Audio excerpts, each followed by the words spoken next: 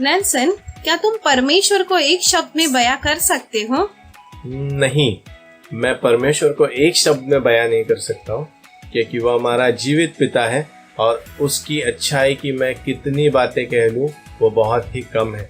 लेकिन मैं एक चीज़ कहता हूँ कि हमारा जीवित परमेश्वर प्रेम है। जैसे यूहन्ना 3:16 कहता है कि परमेश्वर ने संसार से ऐसा प्रेम किया कि उसने अपना इकलौता पुत्र दे दिया, ताकि जो कोई उस पर विश्वास करे वह नष्ट न हो परंतु अनंत जीवन पाए। तुम क्या सोचती हो? मेरे लिए परमेश्वर दया है। जैसे लूका 1:50 कहता है, उसकी दया उन पर जो उससे डरते हैं पीढ़ी से पीढ़ी तक बनी रहती है। मेरे लिए परमेश्वर मेरा दृढ़गढ़ है। जैसे भजन संहिता कहता है 61 में 5 से 7, हे मेरे मन, परमेश्वर के सामने चुपचाप रह, क्योंकि मेरी आशा उसी से है। सचमुच वही मेरी चट्टान और मेरा उद्धार है, वह मेरा दृढ़गढ़ है, इसलिए मैं न डिगूंगा। और मेरा उद्धार और मेरी महिमा का आधार परमेश्वर है। मेरा दृढ़ चट्टान और मेरा शरण स्थान परमेश्वर है। आमीन। वैसे ही परमेश्वर अनुग्रह है, शांति है और आशा देने वाला है। जैसे वचन कहता है 2 थिस्सलुनीय 2 में 16 से 17, हमारा प्रभु यीशु मसीह आप ही और हमारा पिता परमेश्वर जिसने हमसे प्रेम रखा और अनुग्रह से अनंत शांति और उत्तम आशा दी है, तुम्हारे मनों में शांति दे और तुम्हारे हर एक अच्छे काम और वचन में दृढ़ करे। परमेश्वर मेरे लिए बल है। जैसे भजन संहिता 84 में 11 से आगे लिखता है, क्योंकि यहोवा परमेश्वर सूर्य और ढाल है, यहोवा अनुग्रह करेगा और महिमा देगा, और जो लोग खरी चाल चलते हैं उनसे वह कोई अच्छा पदार्थ न रख छोड़ेगा। हे सेनाओं के यहोवा, क्या ही धन्य है वह मनुष्य जो तुझ पर भरोसा रखता है। आमीन। वाओ, कितने सारे गुण है परमेश्वर के। जैसे परमेश्वर हमसे प्यार करता है, परमेश्वर हमारी ताकत है, हमारा बल है, और परमेश्वर हमें हमारे ऊपर दया करता है, हमारे ऊपर अनुग्रह करता है और शांति और आशा भी देता है। आमीन। तुमने देखा इस लॉकडाउन में हम कितने चिंतित रहते हैं और कितना परेशानी में रहते हैं कि हमारा क्या होगा, लेकिन हम जिस परमेश्वर पर भरोसा करते हैं वो एक महान परमेश्वर है जिसके बारे में हमने वचन देखे। तो और यहाँ पर भी हम इकट्ठा हुए हैं उसी महान परमेश्वर की आराधना करने के लिए। Good morning church. हम आप सभी का इस हिंदी पॉडकास्ट सर्विस में स्वागत करते हैं। जैसे हम सभा में जाएंगे और इस महान और जीवित परमेश्वर की महिमा करेंगे, उसकी आराधना करेंगे, आइए हम अपने आप को तैयार करें और जोशीले तरीके से नाच के, गा के और अपने मनों को खोल कर उसके वचन को ग्रहण करें। तो आगे जाने से पहले हम एक प्रार्थना से शुरुआत करते हैं। आइए हम प्रार्थना करते हैं। हे महान और स्वर्गीय पिता, मैं बहुत ही आभारी हूँ कि आपने आज का दिन दिखाया। इस दिन में हमें एक नई शुरुआत दी और उस नई शुरुआत में पिता हम आपका वचन सुन रहे हैं, और आगे जैसे सभा आगे बढ़ेगी प्लीज पिता सहायता करना और आप साथ रहना कि आपका जो वचन हम सुने हमारे मनों को खोले, हमारे दिमागों को खोले और अपनी जिंदगी में उस वचन को एक्सेप्ट करें। पिता हम सभी के साथ रहना। आगे की सभा को आपके हवाले करते हैं और ये सारी प्रार्थनाएं प्रभु यीशु मसीह के नाम से मांगते हैं, इसलिए सुनना और कबूल करना। आमीन।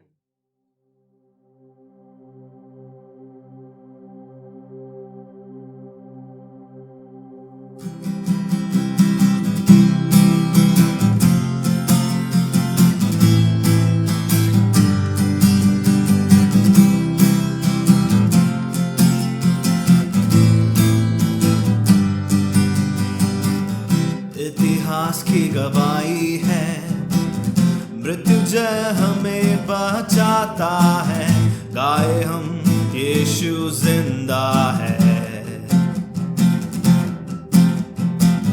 क्रूस खाली कब्र भी तूने लाई आनंद जिंदगी चीखे हम यीशु जिंदा है,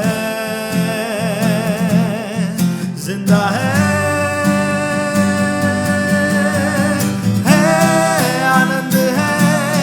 आनंद है, मेरे पाप सारे धुल गए हैं,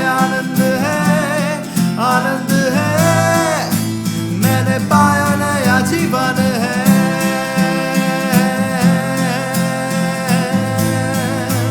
हूँ मैं बदला सदा के लिए,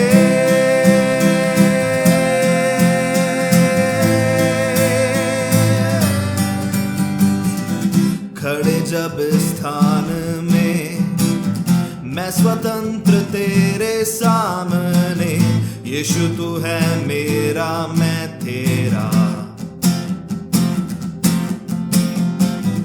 बेहद खुशी बेहद चैन, सारे दर्द आखिर थामेंगे, मनाए यीशु जिंदा है, जिंदा है,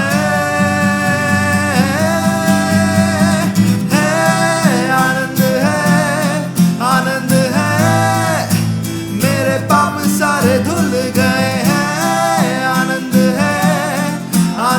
है, मैंने पाया नया जीवन है,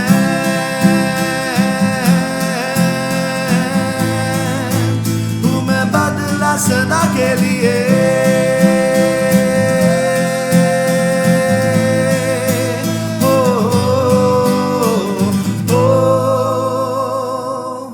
गाऊंगा मैं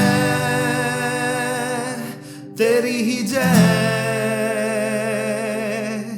जो तूने छुड़ाया मुझे हो, गाऊंगा मैं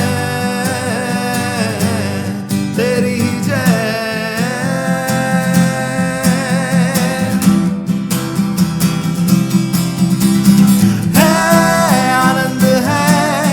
आनंद है, मेरे पाप सारे धुल गए हैं, आनंद है,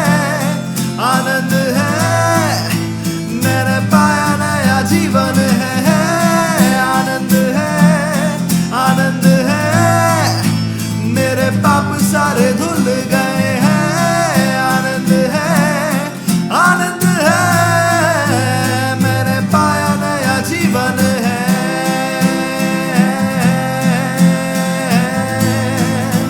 हूँ मैं बदला सदा के लिए,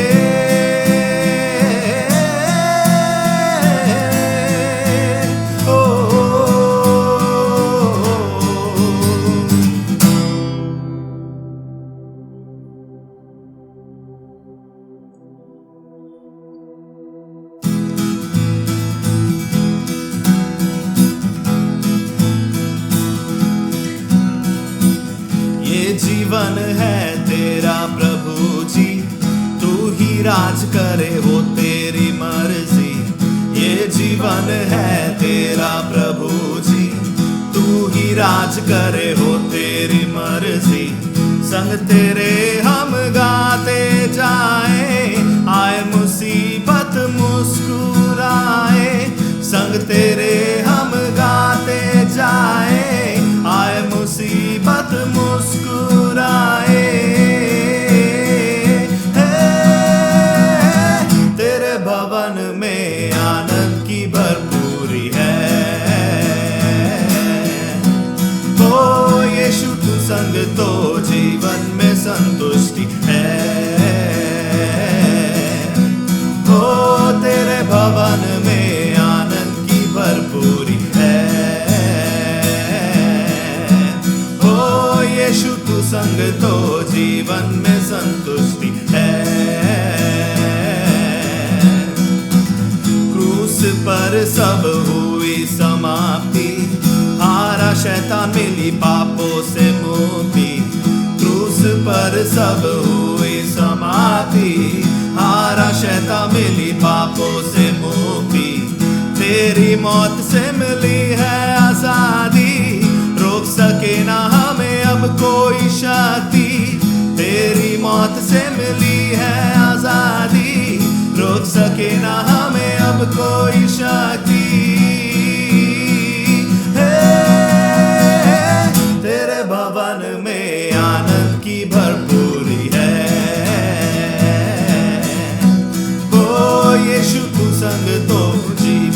संतुष्टि है।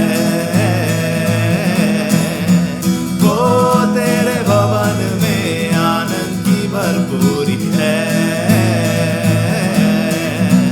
ओ यीशु तू संग तो जीवन में संतुष्टि है। भरपूरी भरपूरी आनंद की भरपूरी, भरपूरी भरपूरी आनंद की भरपूरी। संतुष्टि संतुष्टि यीशु में संतुष्टि, संतुष्टि संतुष्टि यीशु में संतुष्टि। भरपूरी भरपूरी आनंद की भरपूरी, भरपूरी भरपूरी आनंद की भरपूरी। संतुष्टि संतुष्टि यीशु में संतुष्टि, संतुष्टि संतुष्टि यीशु में संतुष्टि। मेरा प्याला उमड़ उमड़ते भरे, मेरा जीवन यीशु तू खुशी से भरे। मेरा प्याला उमड़ उमड़ते भरे, मेरा जीवन यीशु तू खुशी से भरे। तेरे भवन में आनंद की भरपूरी है। ओ यीशु तू संग तो जीवन में संतुष्टि है। ओ तेरे भवन में आनंद की भरपूरी है। ओ यीशु तू संग तो जीवन में संतुष्टि है। ओ तेरे भवन में आनंद की भरपूरी है।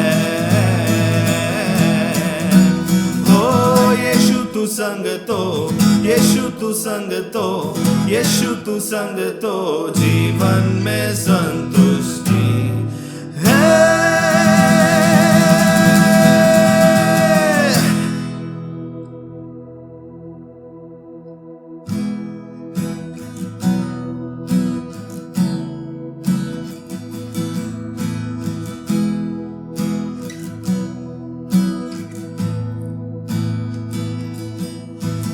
जग ज्योति तू उतरा अंधकार में, तूने मेरी आंखें खोल दी। खूबसूरती तुझे चाहूं पूरे दिल से, आशा जीवन तेरे संग की।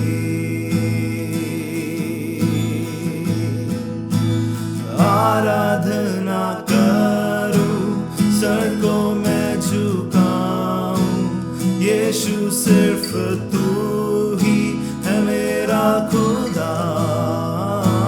तू है अति सुंदर, तू है अति योग्य, तू है अति अद्भुत मुझको। राजा अनंत तू सबसे है ऊंचा, महिमा में विराजमान। नम्र होकर आया जिस संसार को बनाया उसने, प्रेम के खातिर हुआ गरीब। आराधना करूं सड़कों में झुकाऊं, यीशु सिर्फ तू ही है मेरा खुदा। तू है अति सुंदर, तू है अति योग्य, तू है अति अद्भुत मुझको। मैं कभी ना जानूं दाम मेरे, पाप सूली पर चढ़ाने के। मैं कभी ना जानूं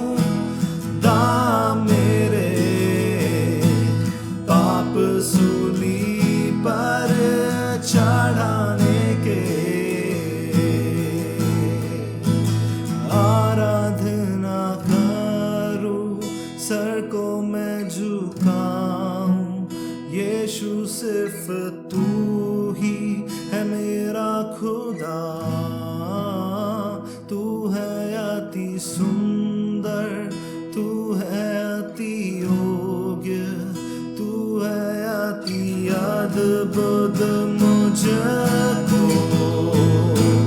आराधना करूं, सर को मैं झुकाऊं, यीशु सिर्फ तू ही है मेरा खुदा। तू है अति सुंदर, तू है अति योग्य, तू है अति अद्भुत, मुझको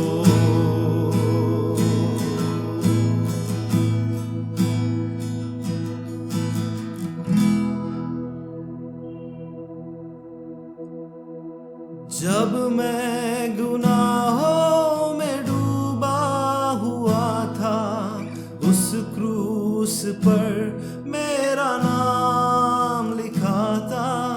जब मैं गुनाहों में डूबा हुआ था, उस क्रूस पर मेरा नाम लिखा था। उस क्रूस पर मेरा नाम लिखा था। यीशु ने अपना खून बहाकर उस नाम को है मिटाया। यीशु मसीह ने तेरे लिए मेरे लिए लहू बहाया। उस क्रूस की क्या बात है, जिसने है हमको बचाया। यीशु मसीह ने तेरे लिए मेरे लिए लहू बहाया। जब वो चढ़ाया था उस क्रूस पर, मसीह ने कहा ऐ पिता माफ कर। जब वो चढ़ाया था उस क्रूस पर, मसीह ने कहा ऐ पिता माफ कर। मसीह ने कहा ऐ पिता माफ कर। माफ कर दे उन लोगों को जिसने मुझे ठुकराया। यीशु मसीह ने तेरे लिए मेरे लिए लहू बहाया। उस क्रूस की क्या बात है, जिसने है हमको बचाया। यीशु मसीह ने तेरे लिए मेरे लिए लहू बहाया। यीशु मसीह ने तेरे लिए मेरे लिए लहू बहाया।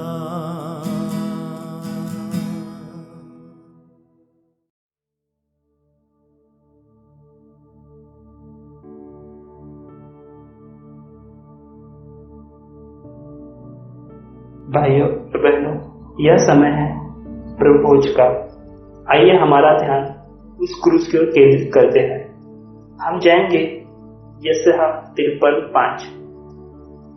परंतु वह हमारे ही अपराधों के कारण घायल किया गया, वह हमारे अधर्म के कामों के कारण कुचला गया। हमारी ही शांति के लिए उस पर ताड़ना पड़ी कि उसके कोड़े खाने से हम लोग चंगे हुए। भाइयों बहनों, ये जब मैं पढ़ रहा था तो मैं इसके बारे में सोच रहा था। उसके कोड़े खाने से मैं चंगा हुआ और उसके लहू बहाए जाने से मुझे छुटकारा मिलता है। अगर वह क्रूस पर ना चढ़ता, ना लहू बहाता, तो मेरे लिए और आपके लिए स्वर्ग का दरवाजा नहीं खुलता था। भाइयों बहनों, मैं अपने लाइफ से कुछ शेयरिंग करना चाहता हूँ। एक टाइम था जो मुझे टीबी हो गया था और मेरा 3rd ईयर एग्जाम भी था और मुझे खून की उल्टियां भी होने लगी थी। इतनी खून की उल्टियां होने लगी कि डॉक्टर ने मुझे एग्जाम देने से मना कर दिया था। मेरे लिए काफी भाई बहनों ने उपवास प्रार्थना किया और मैं चंगा हो गया और मैं एग्जाम भी दिया। जिस तरह मैं चंगा हुआ था, वचन ये कहता है कि उनके कोड़े खाने से मैं चंगा हुआ। वचन ये भी कहता है मेरे पापों के लिए वो सूली पर चढ़ गए। मैं चंगाई महसूस किया मेरे जीवन में। इसके बावजूद मैं परमेश्वर के बारे में कितना कम सोचता हूँ, मैं परमेश्वर को इतना कम इम्पोर्टेंट देता हूँ। मगर तो भी परमेश्वर हमारे पाप और हमारे जो भी गलती है सभी को ले लिया, क्योंकि परमेश्वर मुझे आप सब प्यार करता है। एक ऐसा परमेश्वर आज हम उसे याद करेंगे, परमेश्वर की तरफ जाएंगे, वो दिल लेकर परमेश्वर को अपनाएंगे। जब हम ये रोटी जो देह का प्रतीक है, जो हमारे लिए तोड़ी गई, और ये दाखरस लहू का प्रतीक है जो हमारे लिए बहाया गया, हम उस लहू और रोटी खाएंगे और पिएंगे और परमेश्वर को अपने जीवन में अपनाएंगे और हमारे जीवन में उनका कार्य करने देंगे। आइए हम रोटी और दाखरस के लिए प्रार्थना करते हैं। महान स्वर्गीय पिता परमेश्वर, इस सुंदर समय के लिए धन्यवाद पिता, जो परमेश्वर आज तक हमारे लिए किया उसके लिए पिता थैंक यू। मैं बहुत ही आभारी हूँ तो हमारे लिए उस क्रूस पर किया जो भारी भरकम जो कर्ज था वो आपने उस क्रूस पर चुकाया। पिता हम प्रार्थना करते हैं जब रोटी दाखरस लेंगे हमें मदद करना, आपके चरणों में आ सके, हमारे पापों को कबूल कर सके और आप अपने पापों मन फिरा सके। परमेश्वर हम ऐसा इंसान बनाना जो आप चाहते हैं। परमेश्वर सब कुछ परमेश्वर आपके हाथ में देते हैं। ये छोटी सी प्रार्थना प्रभु यीशु मसीह के नाम मांगता हूं, आमीन।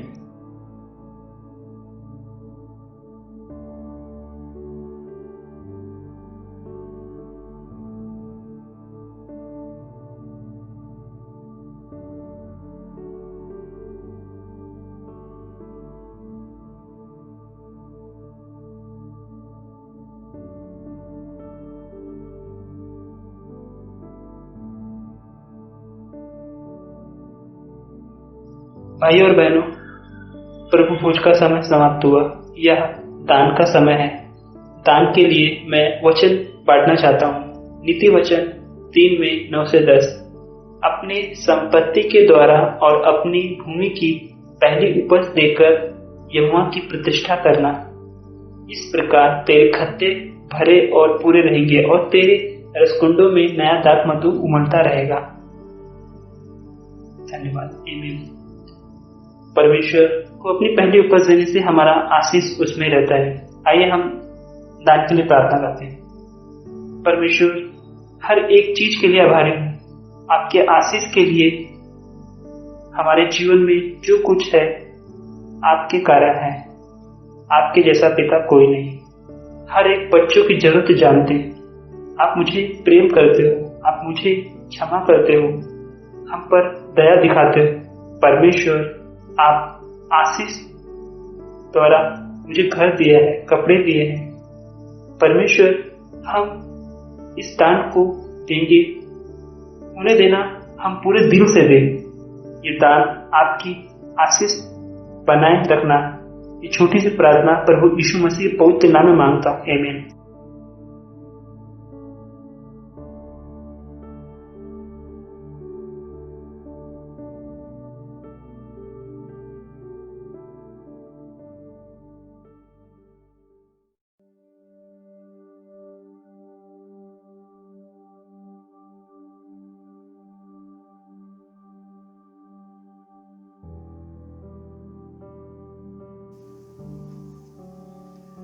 Good morning, brothers and sisters and all my friends. आज हम एक ऐसे दौर में जी रहे हैं जहां अगर पड़ोसी खांस दे तो हमें चिंता हो जाती है। कोई हाथ लगा दे तो पूरा सैनिटाइजर बॉटल खत्म कर देते हैं, और हल्का सा बुखार हो जाए तो परिवार से बिल्कुल ही दूर होकर बैठ जाते हैं। इन विषयों पे अधिक जानकारी के लिए रमेश बकोलिया परिवार से संपर्क करें।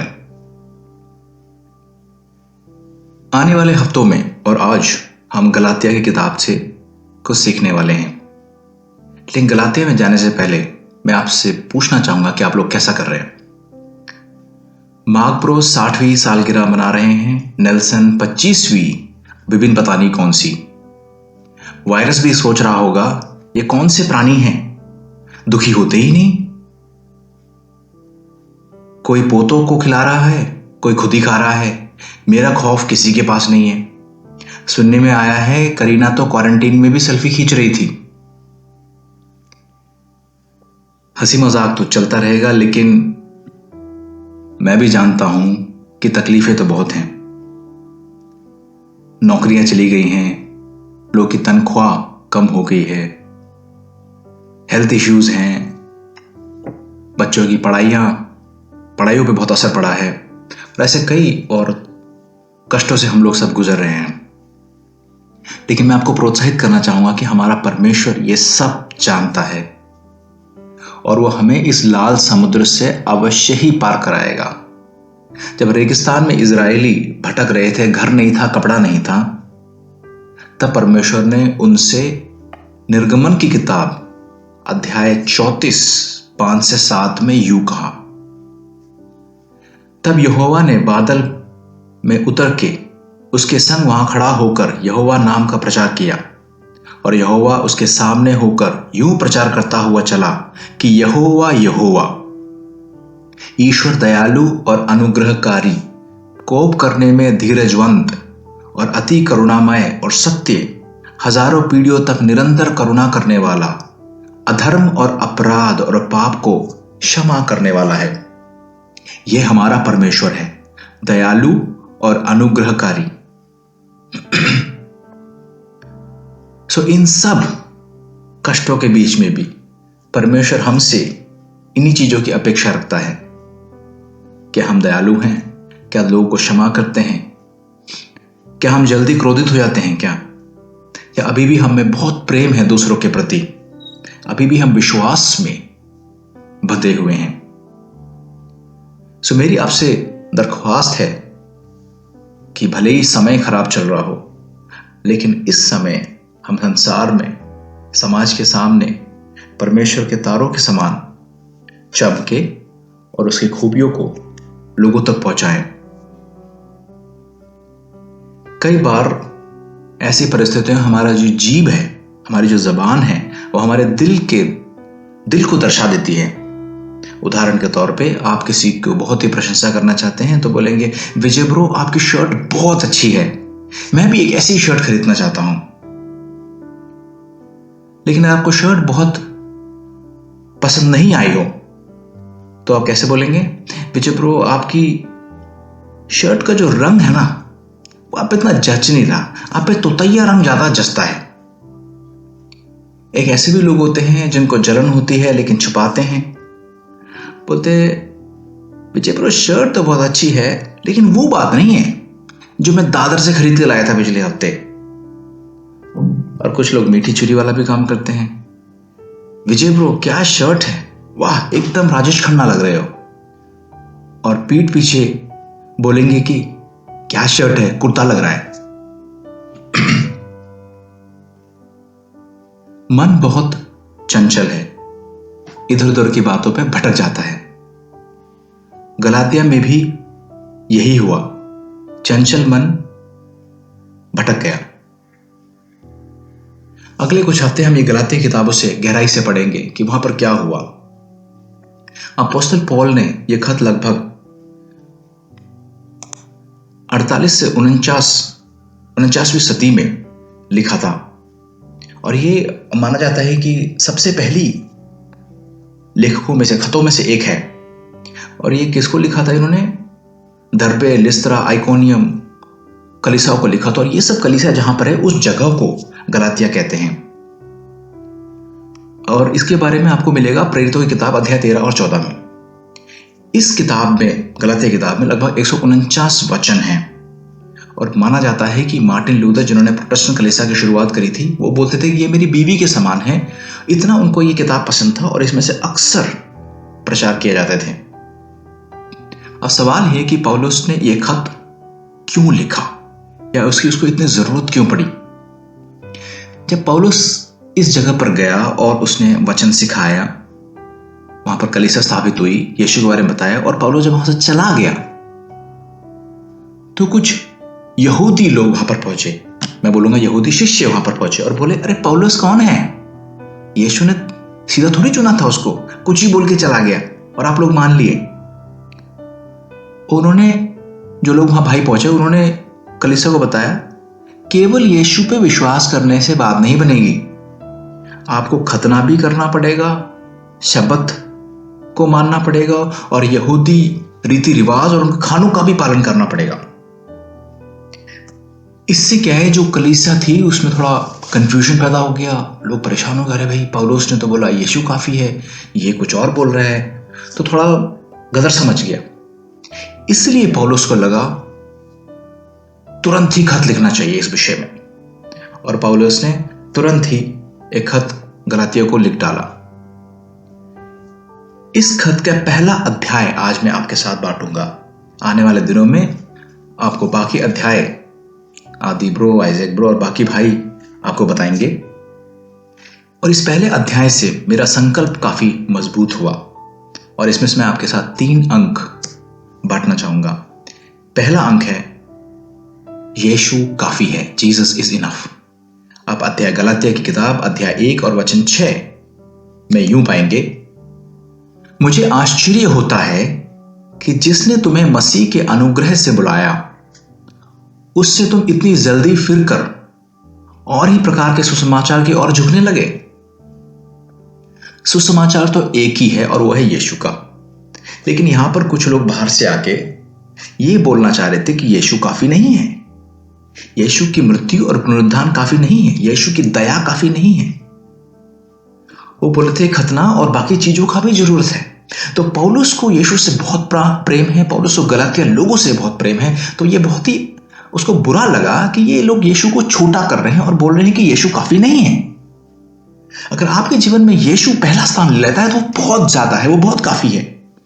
तो जब ऐसी घटना उस कलीसिया में हुई तो पौलुस को बहुत दुख हुआ, बहुत बुरा हुआ, बहुत हर्ट हुआ, और वो तो इस हद तक चला गया कि उसने बोला कि जो इसके अलावा सुसमाचार के अलावा कुछ बात बताता है तो वो श्रापित है। यह हम देख सकते हैं वचन अध्याय 1 वचन 8 में, परंतु यदि हम या स्वर्ग से कोई दूत भी उस सुसमाचार को छोड़ जो हमने तुमको सुनाया है कोई और सुसमाचार तुम्हें सुनाए तो श्रापित हो। हर दिन हम में से कई लोग, हमारे कलीसिया के कई लोग, परिवार के कई लोग यीशु से भटक के दूर चले जाते हैं।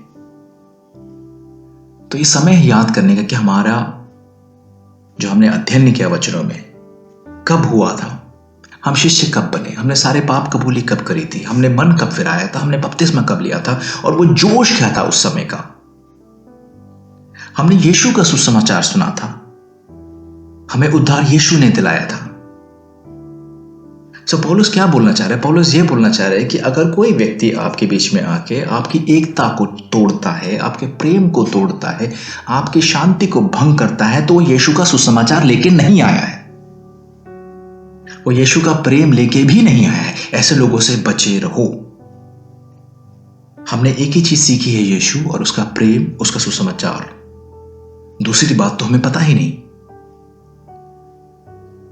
तो हमारे लिए क्या सीख है? हमें बचे रहना है कि कोई हमें धोखा ना दे दे। हमें शिष्य होने के नाते हम जो भी सुनते हैं उस पर विश्वास करने की जरूरत नहीं है। नोट्स बनाइए, वापस जाके चेक कीजिए। अभी मैं ऐसा बोल रहा हूं इसका मतलब ये नहीं कि मेरी बात पे आप मान लो। आप खुद अपने पवित्र शास्त्र को खोलिए और चेक कीजिए। बिरियंस की तरह बनिए। प्रेरित अध्याय 17 वचन 11 में हम बिरिया के लोगों के बारे में पढ़ते हैं। क्या बोलते हैं? उन्होंने बड़ी लालसा से वचन ग्रहण किया और प्रतिदिन पवित्र शास्त्रों में ढूंढते रहे कि ये बातें यूं ही हैं कि नहीं। बचपन से जब मैं ऐसे बड़ा हो रहा था तो हमारे घर वाले बोलते थे, काफ़ी लोग बोलते थे कि तुम्हारा बचपन में जब तुम छोटे से कुछ महीनों के थे तुम्हारा बपतिस्मा हो गया, तुम्हारे लिए बहुत है। मैं भी इस बात को मानता रहा, लेकिन यूं ही मेरी बाइबल स्टडी शुरू हुई और मैंने गहराई से वचनों को देखा, तब मेरे को समझ में आया कि बपतिस्मा तब लेना चाहिए जब मेरी समझ हो, मुझे पाप का बोध हो और मैं मन फिरा सकूं। हो सकता है कि आप भी परिवार के रीति रिवाज में कुछ ऐसी चीजों को पालन कर रहे हो जो पवित्र शास्त्र के समान ना हो, तो मैं आपसे विनती करूंगा कि आप अपने पवित्र शास्त्र को खोलिए और वो चुनिए जो परमेश्वर बोलता है, जो परमेश्वर आपके जीवन के लिए बोलता है। मेरा आज का दूसरा जो अंक है वो ये है, परमेश्वर को खुश करो। Please God. गलातियों की किताब अध्याय 1 और वचन 10, पौलुस यूं कहता है, यदि मैं अब तक मनुष्य को ही प्रसन्न करता रहता तो मसीह का दास ना होता। पौलुस कहता है कि मैं परमेश्वर को खुश करना चाहता हूं, मनुष्य को नहीं। मैं परमेश्वर की अनुमति चाहता हूं, मनुष्य की नहीं। मैं इस समय आपके साथ एक हादसा बांटना चाहूंगा।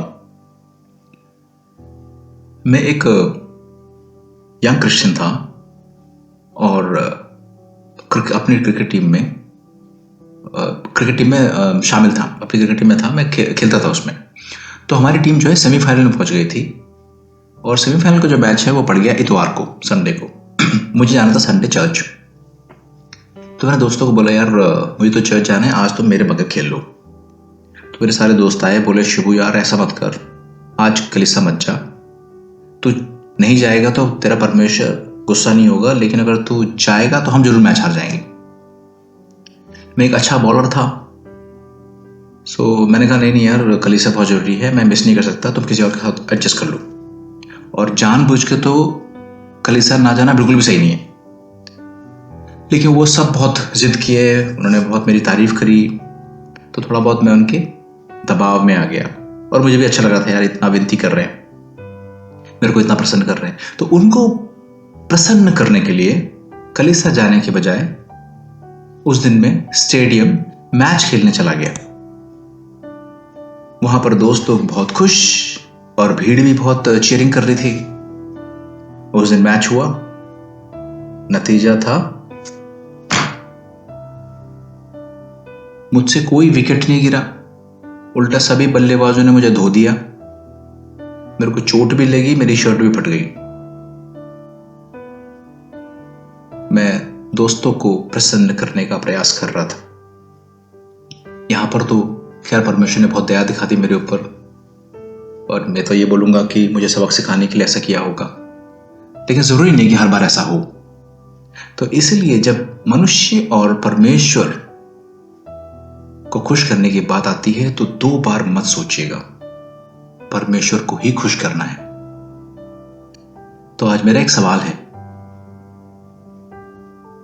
हम किसको खुश कर रहे हैं, मनुष्य को या परमेश्वर को? पौलुस बोलता है मैं केवल परमेश्वर को खुश करना चाहता हूं। अगर मैं दूसरों को खुश करने लगूंगा तो मैं यीशु का दास कैसे बन सकता हूं? नहीं बन पाऊंगा, क्योंकि मेरी प्राथमिकता जो है वो मनुष्य बन जाएगा, परमेश्वर नहीं। मेरी जो प्राथमिकता है वो परिवार हो जाएगा, मेरी नौकरी हो जाएगी, मेरे अच्छे दोस्त हो जाएंगे। तो इसलिए मनुष्य को खुश करने के लिए मत दौड़िए, परमेश्वर को खुश करने के लिए ही दौड़िए। उदाहरण के तौर पे अगर आप अकेले बाहर हैं और आपको अपना विश्वास बांटना है, तो कई बार मेरे से अंदर से एक आवाज आती है, जाओ उस व्यक्ति को देखो, उसको विश्वास बांटो।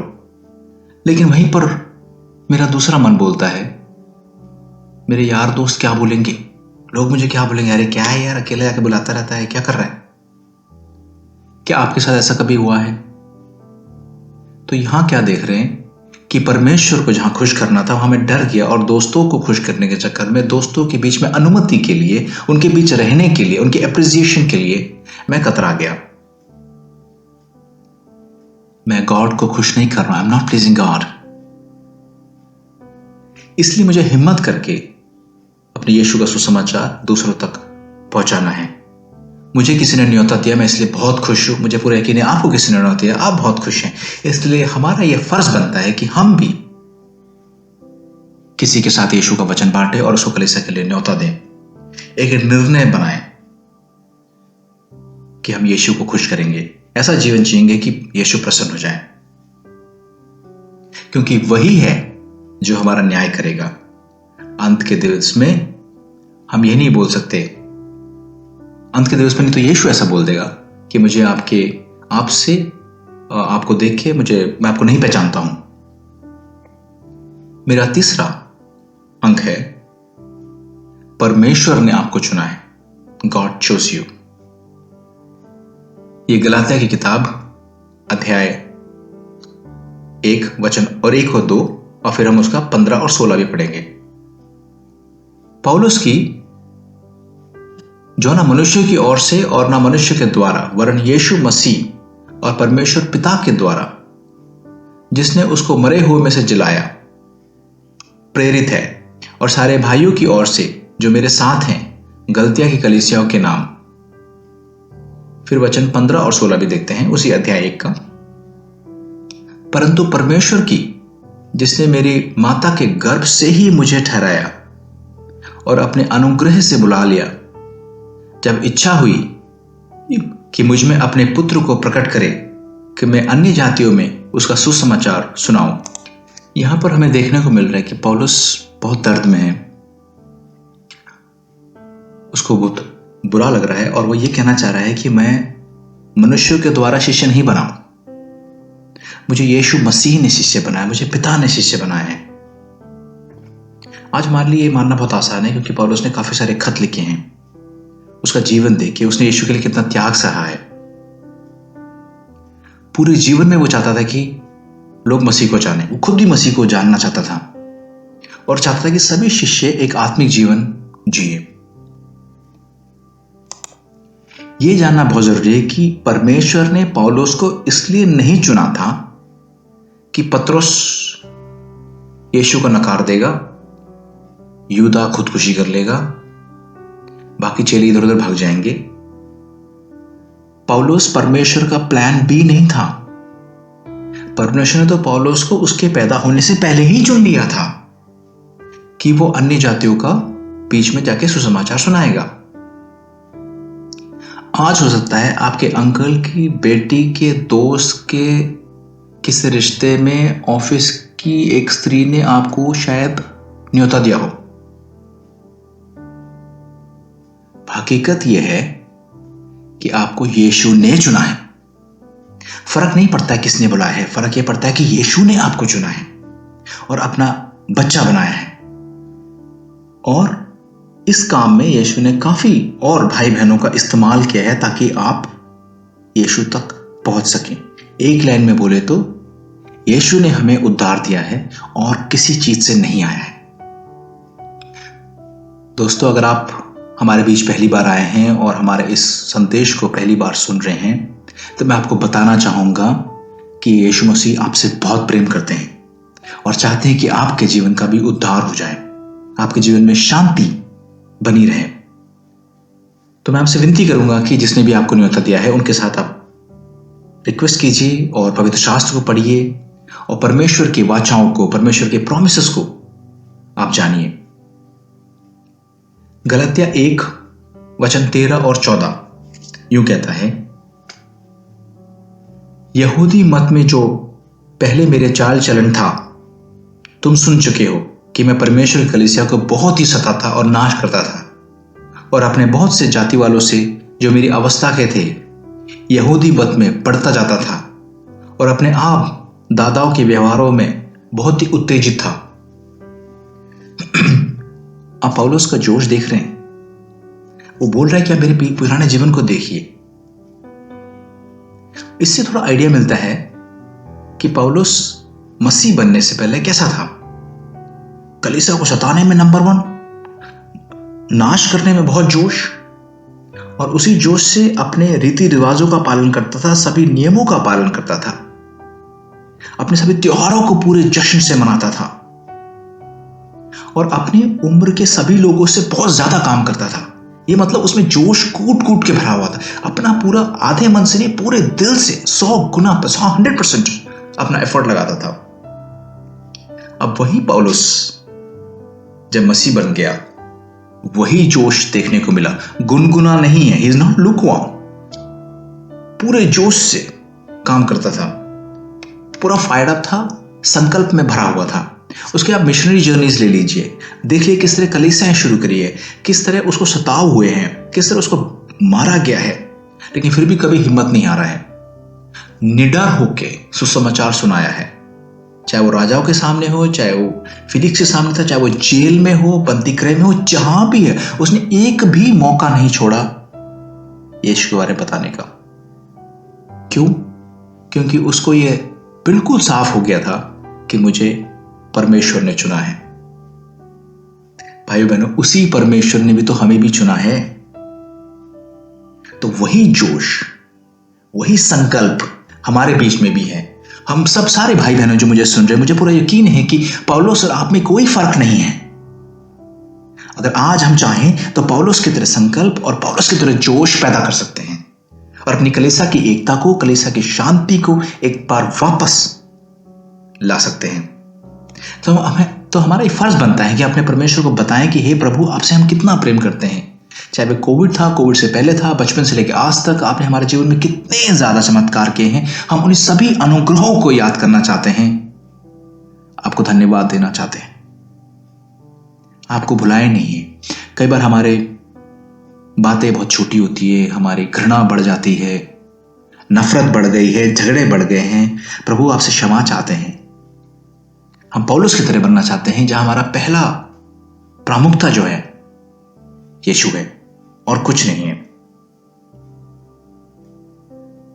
तो हम यीशु के चेले होने के नाते उसकी सेवकाई करें, उसके सुसमाचार को बांटें और हमारे जीवन, हमारे जीने के तरीके से परमेश्वर खुश हो जाए।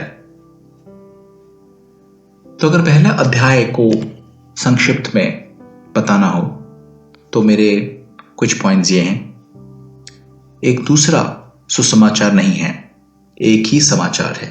इसके अलावा कोई भी आपके पास कोई सुसमाचार लेके आए तो बिल्कुल स्वीकार मत कीजिए।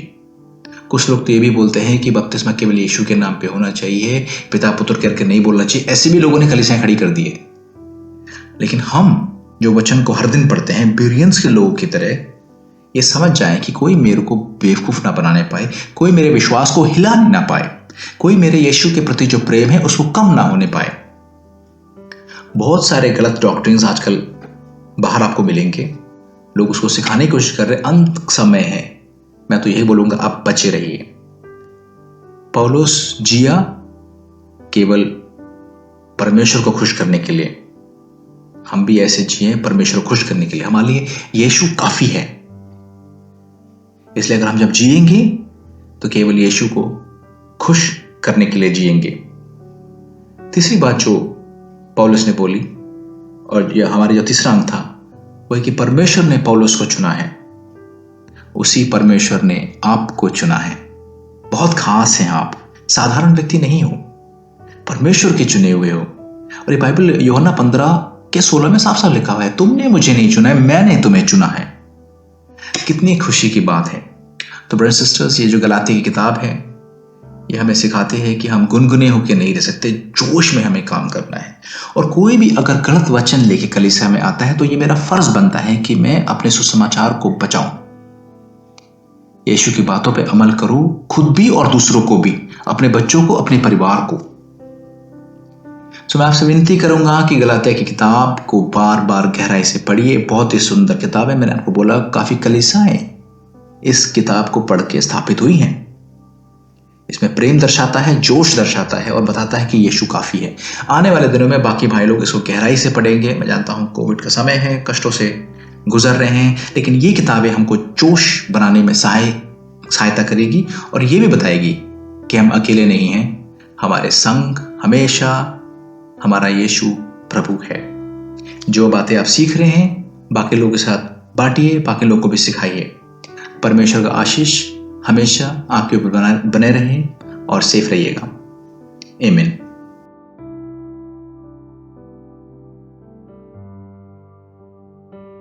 सच में यीशु को छोड़ और कोई शुभ संदेश नहीं है हमारे पास, और कोई मुक्तिदाता नहीं है हमारे पास, और कोई परमेश्वर नहीं है हमारे पास। कई बार मैं ये भूल जाता हूं कि उद्धार विश्वास से होता है, और वो विश्वास से हमें पश्चाताप मिलता है, और फिर उसके बाद आता है एक ऐसा जीवन जहां पर हम दिन भर दिन यीशु मसीह के जैसे बनाए जाते हैं पवित्र आत्मा के अगुवाई के द्वारा।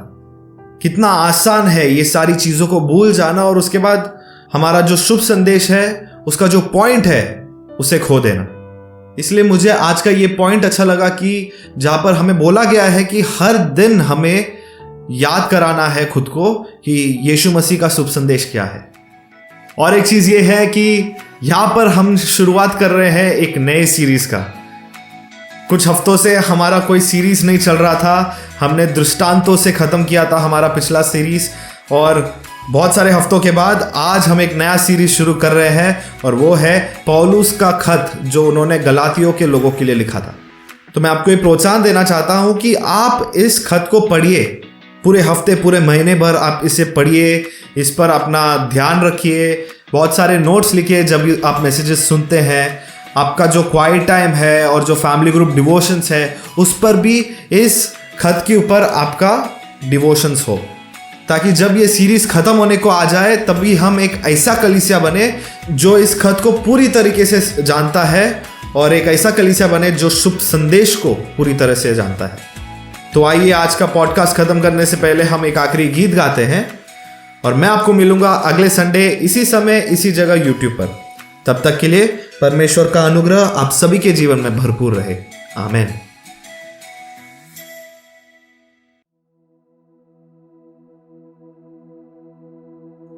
जय बोलो यीशु मसीहा की जय बोलो, जय बोलो, जय बोलो यीशु मसीहा की जय बोलो, तो बोलो जय बोलो, जय बोलो यीशु मसीहा की जय बोलो, तो बोलो जय बोलो, जय बोलो यीशु मसीहा की जय बोलो।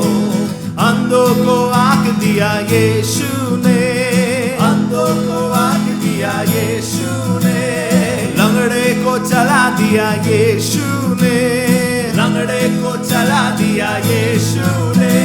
जय बोलो, जय बोलो, सभी जय बोलो, जय बोलो, मिलके जय बोलो, जय बोलो, अरे जय बोलो, जय बोलो, जय बोलो, जय बोलो यीशु मसीहा की जय बोलो, जय बोलो, जय बोलो यीशु मसीहा की जय बोलो। घोड़े को चंगा किया यीशु ने, घोड़े को चंगा किया यीशु ने, लाजरस को जिला दिया यीशु ने, लाजरस को जिला दिया यीशु ने। अरे जय बोलो, जय बोलो, सभी जय बोलो, जय बोलो, मिलके जय बोलो, जय बोलो, अरे जय बोलो, जय बोलो, जय बोलो, जय बोलो यीशु मसीहा की जय बोलो, तो बोलो जय बोलो, जय बोलो यीशु मसीहा की जय बोलो। पापों को क्षमा किया यीशु ने, पापों को क्षमा किया यीशु ने, हम सबको बचा लिया यीशु ने, हम सबको बचा लिया यीशु ने। अरे जय बोलो, जय बोलो, सभी जय बोलो, जय बोलो, मिलके जय बोलो, जय बोलो, अरे जय बोलो, जय बोलो, जय बोलो, जय बोलो यीशु मसीहा की जय बोलो, तो बोलो जय बोलो, जय बोलो यीशु मसीहा की जय बोलो, यीशु मसीहा की जय बोलो, यीशु मसीहा की जय बोलो।